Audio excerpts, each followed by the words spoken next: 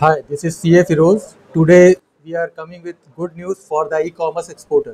आज हम बात करेंगे एक नई नोटिफिकेशन जो हमारे ई-कॉमर्स भाइयों के लिए आई है। इसमें क्या गुड न्यूज़ है? इसमें गुड न्यूज़ ये है कि इंडियन पोस्ट सस्पेंडेड हो गया था वो रिवाइव हो गया। मीन्स आप फिर से आप इंडियन पोस्ट के थ्रू यूएसए में एक्सपोर्ट कर सकते हैं। और साथ ही साथ इंडियन पोस्ट को आप अगर सेलेक्ट करते हैं तो आपके लिए बहुत सी मनी आप सेव कर सकते हैं यूएसए शिपमेंट में। यहाँ पर ये जो न्यूज़ आई है, जो पब्लिक नोटिफिकेशन आई है, वो डेटेड 14 अक्टूबर 2025 की है। मीन्स 14 अक्टूबर की ये न्यूज़ है। 14 अक्टूबर में ये पब्लिक नोटिस आई है। ये इफेक्टिव कब से होगा? 15 अक्टूबर। मीन्स आज से ये इफेक्टिव है। आप आज से ही इंडिया पोस्ट को यूज़ कर सकते हैं और यूएसए में शिपमेंट भेज सकते हैं। और अपनी जो ड्यूटी है यूएसए की, जैसा कि आपको पता होगा कि यूएसए की बहुत हैवी ड्यूटी लग रही है आजकल, उसको कुछ रिड्यूस कर सकते हैं और आपके हैंडलिंग चार्जेस जो हाई है उसको भी रिड्यूस कर सकते हैं। फर्स्ट ऑफ ऑल हम यहाँ पर डिस्कस करने जा रहे हैं India to USA postal shipment 2025। जैसा कि आपको पता है कि वो सस्पेंडेड हो गया था इंडिया पोस्ट यूएसए के लिए, अब नॉर्मली रिवाइव हो गया है। इसमें हो क्या रहा है? इसमें flat rated 50% on the declare FOB value. जो भी आपकी डिक्लेयर्ड एफओबी वैल्यू होगी आपकी ई कॉमर्स एक्सपोर्ट में, उस पर सिर्फ फ्लैट 50% लगेगा। इसमें नो एक्स्ट्रा ड्यूटी।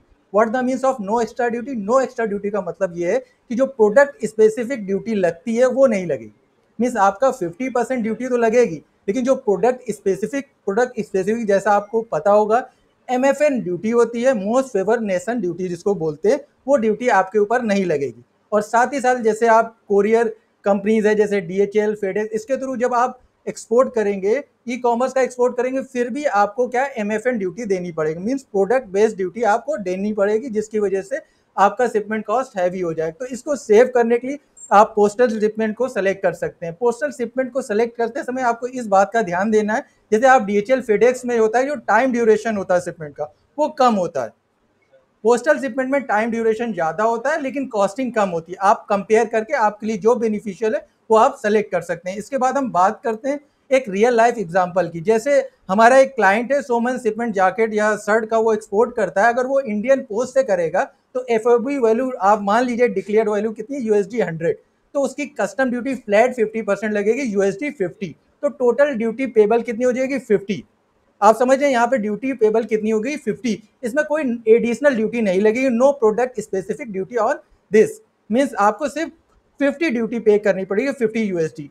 अब साथ ही साथ ये समझ लें कि अगर आप पोस्टल को यानी इंडियन पोस्ट को सेलेक्ट नहीं करते हैं, फेडेक्स या डीएचएल के थ्रू जाते हैं, तो नॉर्मली जो एचएसएन होता है, सोमन शिपमेंट जैकेट या शर्ट का, 6204111919 मीन्स 62041919, ये नॉर्मली जो हमारा क्लाइंट यूज करता है, उस पर हम देखते हैं कितनी ड्यूटी आती है। As per Indian trade portal हमने ये आइडेंटिफाई किया कि यहाँ पे मोस्ट फेवरेट नेशन जो टैरिफ है वो 17% है और एडिशनल ड्यूटी आप यहाँ देख पा रहे होंगे 50% है। तो इसका क्या मतलब हुआ? अगर आप फेडेक्स या डीएचएल के थ्रू आप शिपमेंट करेंगे तो ये जो 17% है ये आपको एक्स्ट्रा पे करनी पड़ेगी।